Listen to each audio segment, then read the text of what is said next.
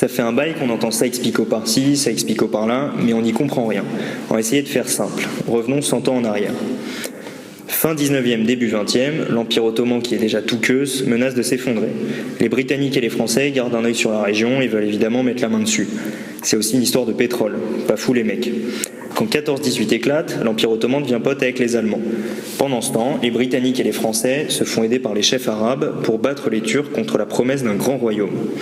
En fait, c'est une douille, parce que les Britanniques et les Français se voient en soum-soum pour négocier le partage de la région.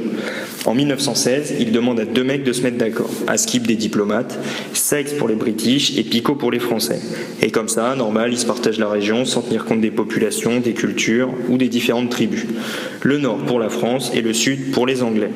Tout ça ne reste pas secret longtemps, vu qu'en 1917, les Russes dévoilent l'accord, histoire d'encore plus compliquer les choses.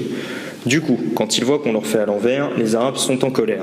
En plus, les British ont promis aux Juifs un Tiex en Palestine. Et là aussi, les Arabes sont en colère. Mais les Français et les Britanniques n'en ont rien à faire et continuent leur bail. Surtout qu'entre eux aussi, c'est pas si cool, parce qu'il y a l'enjeu du pétrole. Vous avez bien compris, l'Empire ottoman a été rayé de la carte, les pays arabes étaient sous la houlette des Européens, et quand ils sont partis, la région était encore instable.